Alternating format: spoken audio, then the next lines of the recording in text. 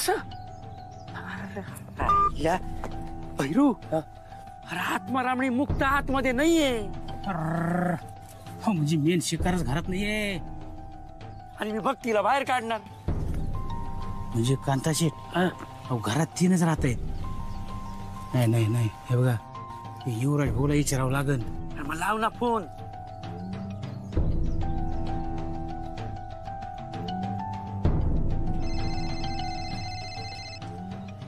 हा बोल. हो, ती आत्मारामाने मुक्ता घरात नाहीये, काय करायचं? सारंग तर आहे ना?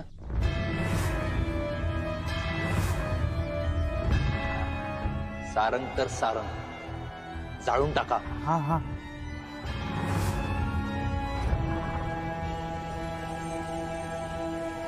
अरे जाळून टाका घर. ए भैरू, भक्तीला बाहेर काढून.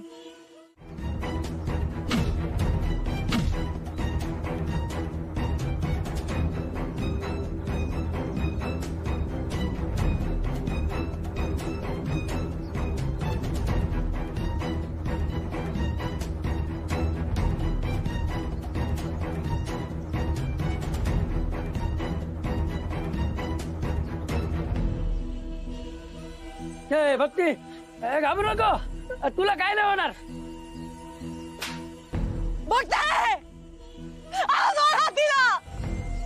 सोड माझ्या पोरीला, ते कलाच करी एकेकाला. अरे तुला काय नाही होणार. ए भैरू, जाळून टाक आणि या तिघांना त्याच्यात टाकून दे. नाही नाही, अगं तुला नाही होणार ना काय. सोडा मला.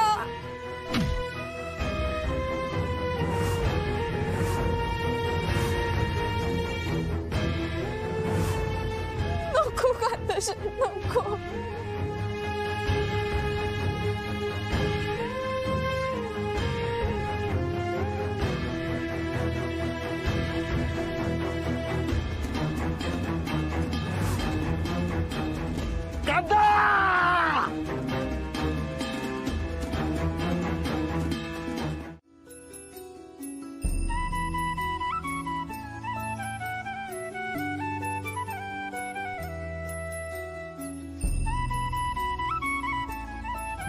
मला पण सेवा करायची इच्छा, मला दे ना झाड. घ्या घ्या घ्या. हो हो.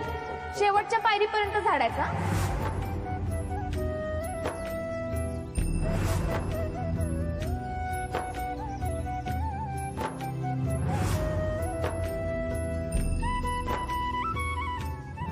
मावा निर्णय बदलणार नाही. मी तुमच्या सोबत येत नाहीये. तुम्ही जेवा आणि रस्त्याला लागा.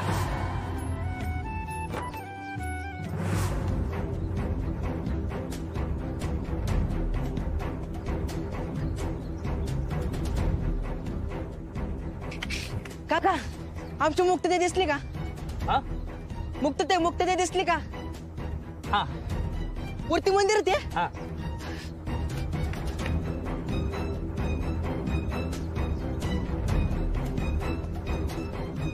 मुक्तते. प्रजा, छोटे मालक गेले का घरी? नाही गेले. अरे मम्मा, तू रडतोय काय? काय झालं? आपल्या घरीले लोक जळते मशाल घेऊन आले होती. काय? वय.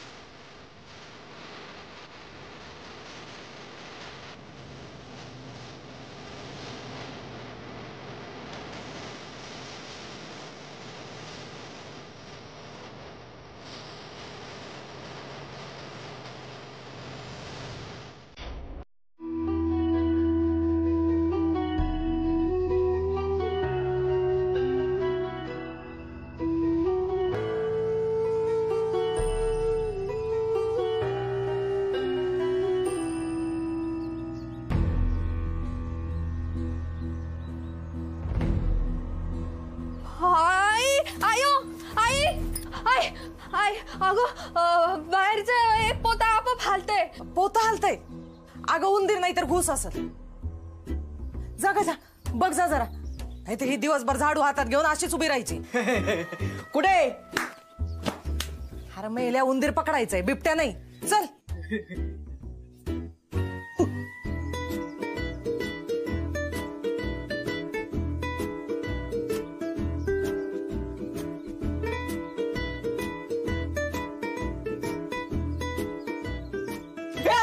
गरज आली ते कपकी. काहीतरी आहे. उचल थांब. हे घे. काहीतरी चालणार बिणार असले की.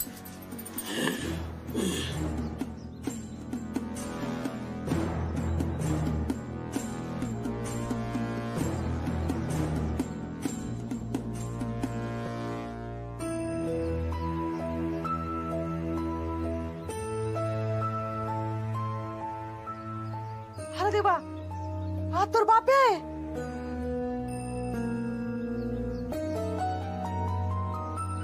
बघू जरा.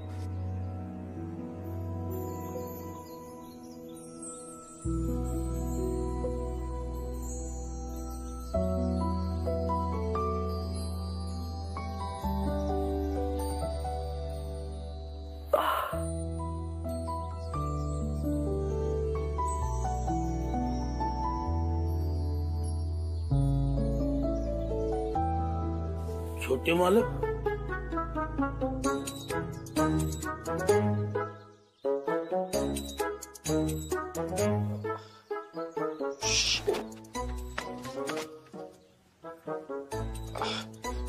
सॉरी, म्हणजे तुम्ही मला म्हणाला होतात की इथून निघून जा, पण काय ना, काल रात्री मला इथून परत जायला काही मिळालं नसतं आणि मग म्हणून मी इथेच झोपलो.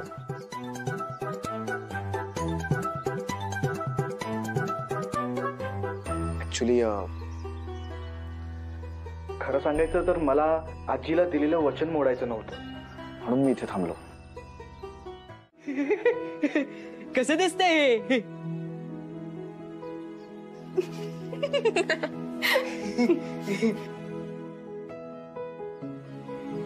भारी दिसते. पण तुम्ही जर अन्नाची टोपी घालून तर गावात गेला ना, लोक तुम्हाला अन्नच म्हणतील. गजा, अरे असं नाही बोलायचं. अहो असू द्या असू द्या, विनोद करायला हवेत माणसांना, म्हणजे कसं घरात वातावरण छान राहतं. नुसतं गाल फुगून बसलं असं हुप की माणसाचं माकड होतं. माकड म्हणजे त्याला शिपूट पण येतं. हा, आता बघायला पाहिजे आली आहे का ती.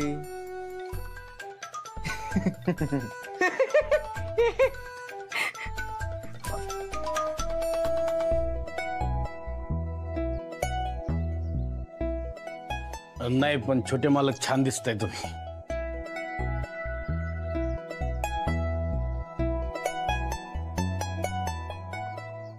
काय घेणार तुम्ही?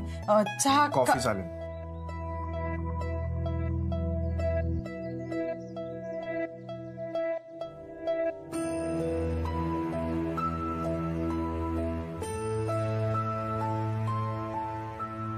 कर ना कापी. चल बघते. सॉरी, तुम्ही चहा किंवा दूध असं विचारणार होतात ना? I am extremely sorry. मी सवयीप्रमाणे कॉफी बोललो. Please sorry.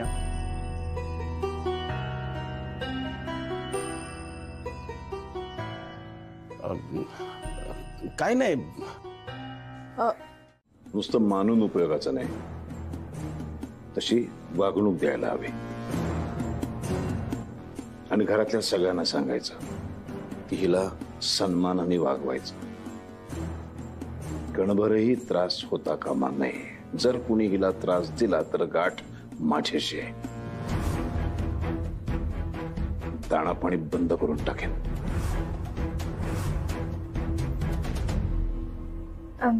दादा, पण सारंग येणार. सारंग येईल, तुझा नवरा म्हणून येईल.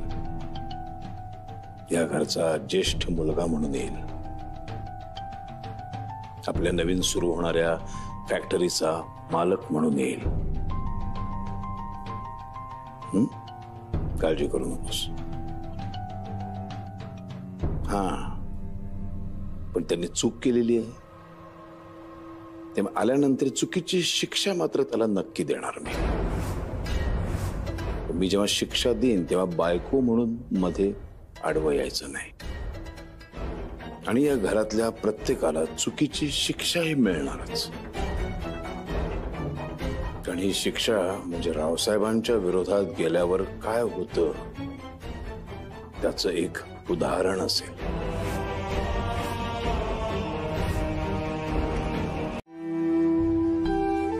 आणि हा व्यवसाय सुद्धा माझ्या अंगावर टाकला. म्हणजे तुम्हाला तुमचा व्यवसाय नाही करायचा? नाही, माझी आवड, माझा छंद वेगळाच आहे, जो मी कधीच माझ्या वडिलांना सांगू शकत नाही. आणि आय डाऊट की जरी मी ते त्यांना सांगितलं ना तरी ते समजून घेऊ शकतील. एक मिनिट. हे बघ,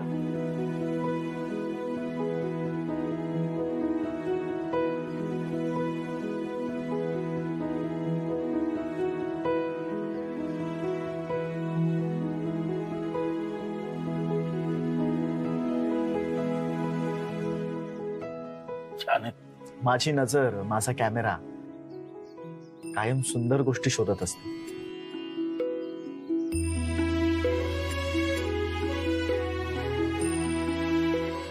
हीच माझी आवड आहे. मला ना माझ्या कॅमेऱ्यातून गोष्ट सांगायची आणि त्यासाठी माझा हा मोबाईल मधला कॅमेरा पण पुष्कळ आहे.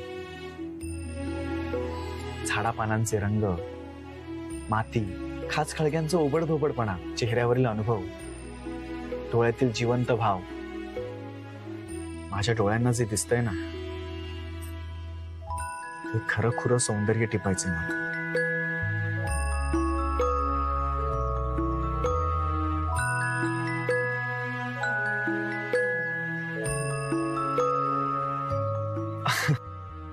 तिकडे अमेरिकेत असताना फोटोग्राफीच्या अनेक स्पर्धा जिंकल्या होत्या मी. पण खरी कधी कौतुकानं कोणाला सांगू शकलो नाही. सगळा आनंद माझ्या पुरताच राहिला. पण मी आता ठरवलंय की मन मारून जगायचं नाही. थोडं भांडावं लागेल, झगडावं लागेल. स्वतःचा आनंद, स्वतःचं प्रेम हे जोपासायचं. फोटोग्राफी आणि मुक्ता.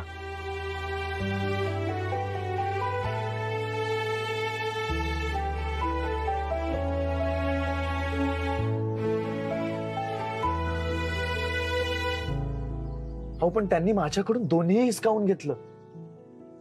तुम्ही स्वतःला गरीब म्हणता, पण खरं सांगू का, सगळ्यात गरीब आम्ही आहोत.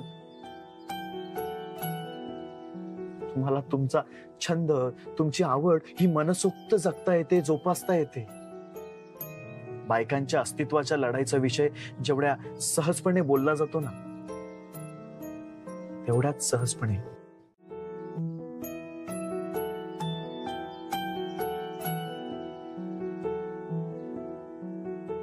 छोटे मालक, तुम्ही आम्हाला आई वडील मानता. आम्ही पण तुम्हाला म्हणजे मुलाच्याच जागी समजतो. तुमचं भलं व्हावं हे आम्हाला मनापासून वाटते. आणि कोणत्या बी आई बापाला आणखी काय पाहिजे असतं, त्याचं कल्याण व्हावं हेच पाहिजे असतं ना. आणि मोठे मालक तुमच्या मनाविरुद्ध जरी वागत असले तरी त्यांना तुमच्या भविष्याची काळजीच आहे ना. शेवटी त्यांना तुम्हाला मोठं झालेलंच पाहिजे ना. हो, त्यांना माझ्या भविष्याची काळजी आहे, नक्कीच आहे. त्यांना माझ्या सुखाची काळजी नाहीये. पण ती जर असती ना तर आज ही वेळच आली नसती. तुम्हाला जसं वाटतंय ना की मी त्यांचं ऐकावं आणि हे घर सोडून माझ्या घरी परत जावं, अहो तसंच मला पण वाटतंय की त्यांनी एकदा माझा विचार करून माझं ऐकावं आणि मुक्तासोबतच्या माझ्या लग्नाला परवानगी देऊन टाकावी. बघा तुम्हीच विचार करा, ते जर म्हणाले ना की सारंग मुक्ताशी लग्न कर आणि तिला आपल्या घरी परत घेऊन ये, तर हे सगळे प्रश्न, हा सगळा गुंता सुटेल की नाही?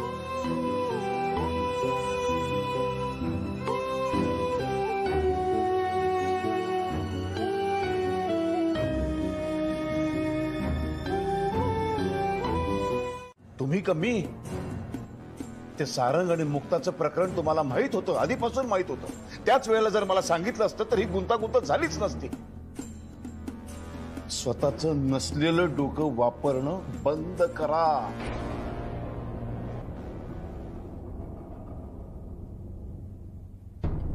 मला एक सांगा, निंबाळकरांना दिलेला शब्द पाळायला हवा की नको?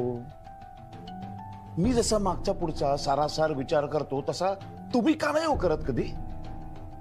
उद्या लोकांच्या समोर माझी बदनामी झाली, लोकांनी माझी चितू केली तर चालणार आहे तुम्हाला? ती सांगते ना, हार घाला गळ्यात तिच्या, घाला ना आणि विषय संपवा. पण मी जे काही करते ते आपल्या कुटुंबासाठी मी जे सांगतोय त्याचा जर विचार केलात ना तर मागच्या पुढच्या सगळ्या पिढ्यांचं भलं होईल. आणा तो हार आणि घाला तिच्या गळ्यात. ए अरे रडू नको, हा? रडायचं काही कारण नाही. आणि नुसता हार नाही ग, या घरामधल्या प्रत्येक वस्तूवर तुझा अधिकार आहे. गाजव, अधिकार गाजव, बिंदास, हवं तसं वाघ घरामध्ये. तुला सून म्हणून जर एखाद्याने मान दिला नाही तर सरळ मला येऊन सांग. मी बघतो त्याचं काय करायचं ते. माझं बोलून झालंय.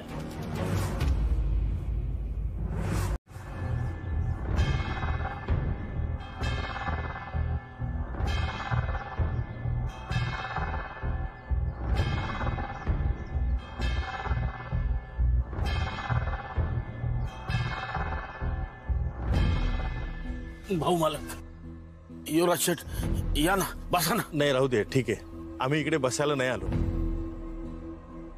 मालक मला माफ करा, तुम्हाला एवढ्या लांब यायला लागलं. आत्माराम, अरे घाबरू नकोस. आणि ते हे गडबडून तर अजिबात जाऊ नकोस. सगळं ठीक आहे, फक्त एवढंच आहे की आम्हाला इथं बसायला वेळ नाही, थांबायला वेळ नाही. आम्ही सारंगला घेणार आणि लगेच निघणार. काका, मला पण घरी यायचं, पण फक्त एकदा मुक्ता तयार झाली ना की आम्ही दोघं एकत्र येऊ. सारंग, तुला तर मी ना आता शांत उभा राहा, शांत. सारंग, अरे तुझ्या पश्चात घरात काय घडतंय काय नाही तुला काहीच माहिती नाहीये. खरं तर मलाही इकडं हे येणं, असं तुला तयार करणं आवडत नाही. कसं तरी मोठ्या मुश्किलीनं मी सगळ्या गोष्टी हाताळतोय. अरे हे सगळंच माझ्या त्या ह्याच्या विरुद्ध आहे, स्वभावाच्या. पण घरात अजून तमाशे नकोत. सारंग, अरे आपल्या एखाद्या इच्छेसाठी आपण आपल्या घरातल्या मोठ्या माणसांच्या विरोधात एवढं टोकाला जाणं योग्य नाहीये रे.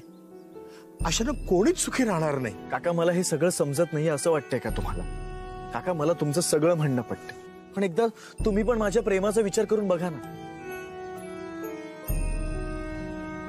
मी माझ्या वडिलांच्या घरादाराच्या विरोधात जातोय, एवढा त्रास सहन करतो, अहो कारण माझं मुक्तावर खरंच खूप प्रेम आहे. काका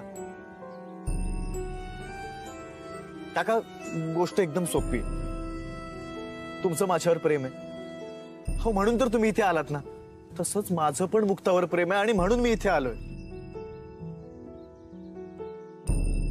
त्यामुळे मी मुक्ताशिवाय घरी परत येऊ शकत नाही. अरे अरे बिंडोक माणसा, आर निदान दादांचा तरी विचार कर. घरातल्या माणसांचा तरी विचार कर. ही पोरगी घरात आली ना तर दादा कुठल्या थराला जातील कळतंय का सारंग?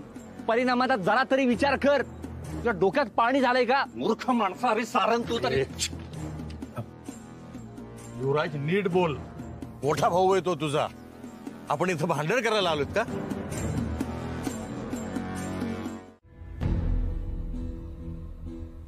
मी फक्त माझ्या नवऱ्याची आज्ञा पाळते.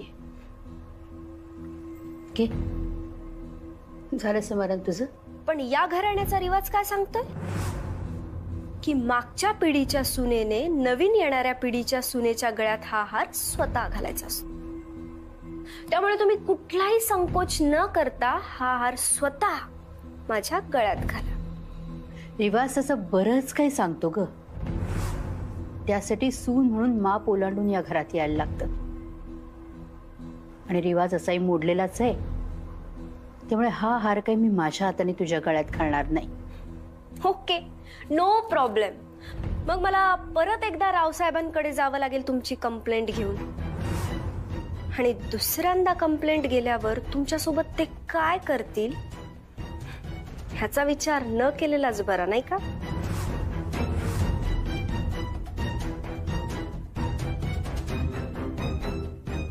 ती सांगते ना, हार घाला गळ्यात तिच्या, घाला ना आणि विषय संपवा.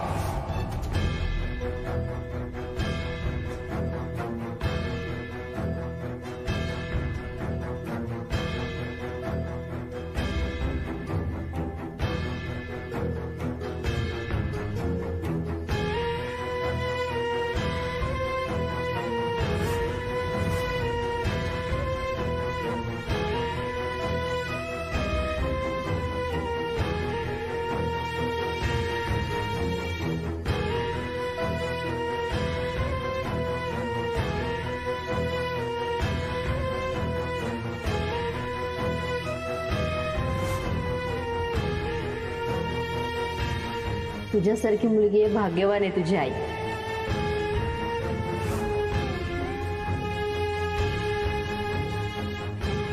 तुम्ही जेव्हा मला असं हक्कानं काम सांगता ना, मला माझी आई सांगते असंच वाटतं.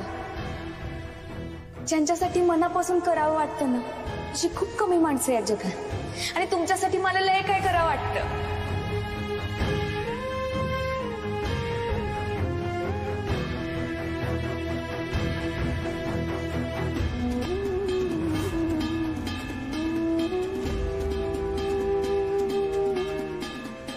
मुक्ता, तुझ्या तोंडून माझं नावही घेऊ नकोस.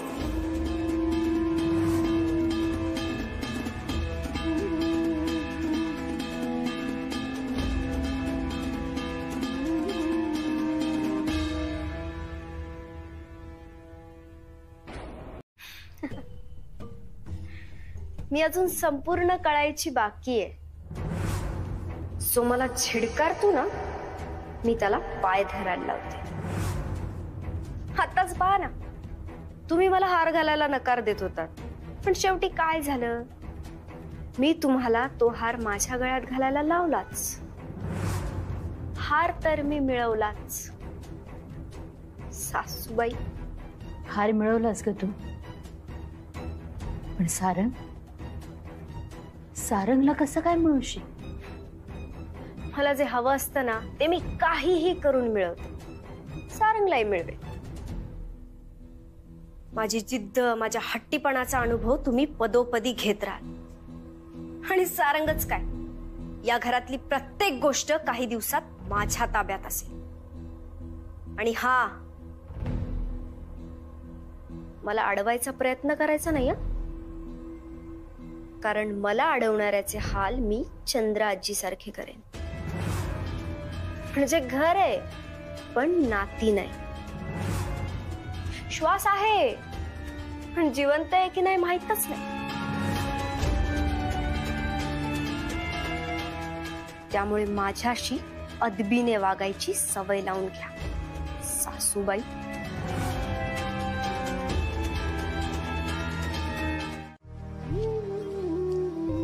सारंग, अरे कोणाचा फोन होता? ते मी सांगू शकत नाही, पण आईची शपथ घेऊन सांगतो, आता मी मुक्ताला माझ्या सोबत घेऊनच जाणार.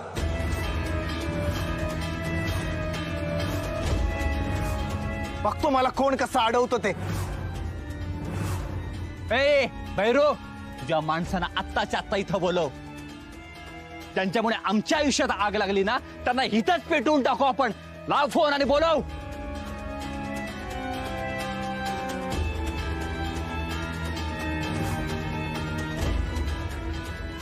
लाव पटकन.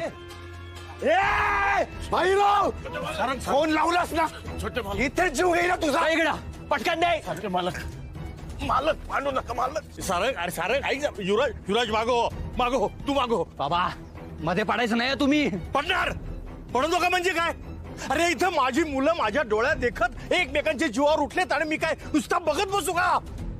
त्यापेक्षा तुम्ही दोघं मिळून एकदा माझा मुडदा पाडा आणि मग काय करायचं ते करा. पण माझ्या डोळ्यात देखत हे असले काही प्रकार करू नका रे बाबांनो. अहो बाबा पण गप्प बस. युवराज तू आधी घरी चाल आणि ये तुम्ही दोघंही निघून जा, नाहीतर आत्ताच्या आत्ता रावसाहेबांना फोन करून सांगतो की तुम्ही सारंगला मारताय म्हणून. मग बघा रावसाहेब काय करतायत. अरे एकेकाला ह्याच्यात घरात घुसून उभे गाडतील ते. निघा.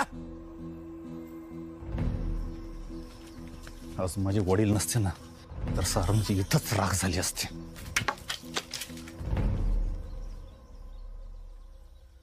सारंग, युवराजच्या वतीनं मी माफी मागतो, पण तू लवकर घरी ये.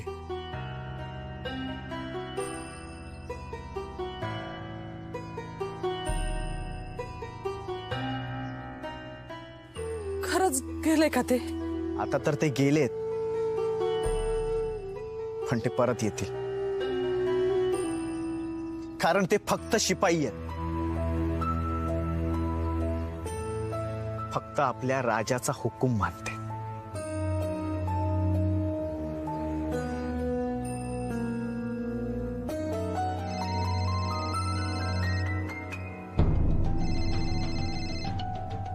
दादा, तुम्ही फक्त रावसाहेब नगरकर आहात, पण मी सारंग रावसाहेब नगरकर.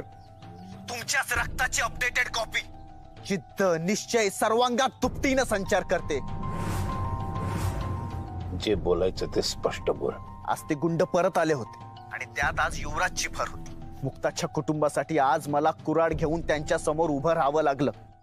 माझ्या वडिलांची तब्येत पाहताय ना किती खराब होत चालली आहे. ते लय मोठा भार आहे माझ्या खांद्यावर. I love you. तुम्ही हे सगळं का करताय? मावा तुमच्यावर प्रेम.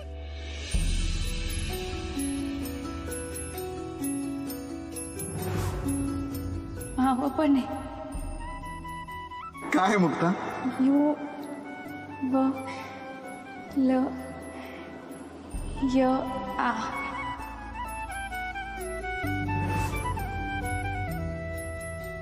मावळ तुमच्यावर काय? पुन्हा ती चूक करणार नाहीये, तर पुन्हा माईच बदनामी व्हायची. अगं तसं काहीच होणार नाही. उलट आता सगळं चांगलंच होणार आहे. आणि त्या घरात फक्त माझी आजीच नाही तर आई सुद्धा तुझी वाट पाहते.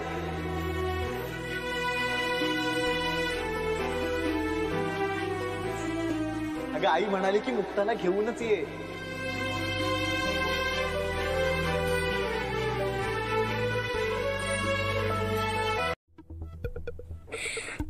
मी स्वतःहून नाही घातला, सासूबाईंनी त्यांच्या हाताने माझ्या गळ्यात घातलाय.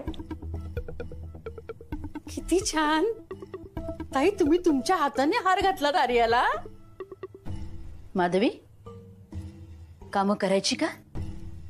आर्या आमची ही नेहमीची कामं आहेत जी आम्हाला करायची असतात आणि ती वेळेवरही करायची असतात. आम्ही स्वतःसाठी काही नियम आखून घेतलेले आहेत ते आम्हाला पाळायचे असतात. तू बाहेर जाऊन बसतेस तरी चालेल. मी का बाहेर थांबू? ही नवीन सून सासूला मदत करायला आलीये. आता सासू किचन मध्ये राबत असताना सुनेने बाहेर थांबणं बरं दिसतं का हो आई? किती संस्कारी आहे हो आर्या. अहो, ती सासूला आई म्हणते. किती छान. खरंच कान तृप्त झाले ग बाई माझे. जेव्हा खरं लग्न होईल तेव्हा, म्हणजे जेव्हा होईल तेव्हा तुझ्या ज्या जबाबदाऱ्या त्या आम्ही तुला देऊ.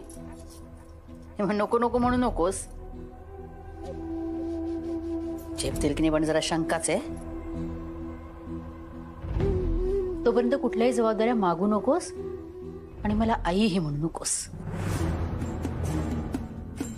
नाही नाही, असं नका म्हणू ना. ठीक आहे, मी तुम्हाला आई नाही म्हणणार, पण जबाबदाऱ्या द्यायला उशीर करू नका. आणि तसंही दादांनी सांगितलंय ना की आर्याच या घरची सून आहे, तिला कोणी अडवू नका, तिला जे हवं ते करू द्या. आणि तसंही तुम्ही घरासाठी खूप कष्ट घेतलेत ना. आता माझी बारी आहे, त्यामुळे तुमच्या सगळ्या जबाबदाऱ्या, सगळे अधिकार माझ्यावर सोपून मोकळे व्हा. तर मग आजचा जेवणाचा मेन्यू मीच ठरवणार. मला सुद्धा पटतंय हे. नाही म्हणजे सारंग जर का परत आला, नाही म्हणजे लवकर परत आला तर आर्याला असं जबाबदारीने काम करताना बघून किती खुश होईल नाही. हा हो ना. चला तर मग. आर्या, आम्हाला आमच्या पद्धतीने काम करू दे आणि हे जे काय तू चालवलंयस ते थांबव.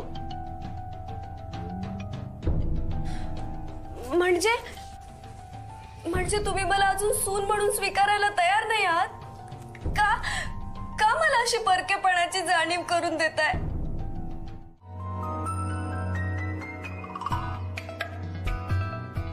पप्या, अरे पाहायला काय लागलं? काय नाही, टू व्हीलर चाललो होतो ना, एक येडं कुत्र मध्ये आडवं आलं. मी अचानक दोन्ही ब्रेक मारले आणि ओके मी थँक्यू मध्ये पडलो ना. काय नाही, मोडला नाही, जरा जॉईंट मध्ये सरकलाय. अनबिलिव्हेबल यार.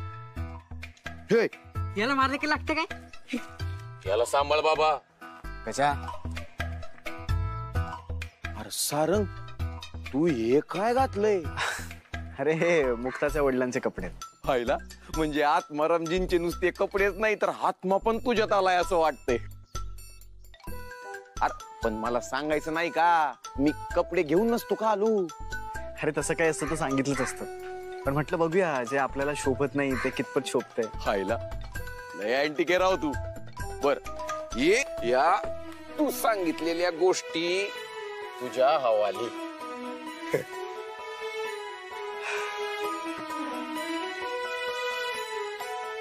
जा घे तुला बॅट, जा क्रिकेट खेळ.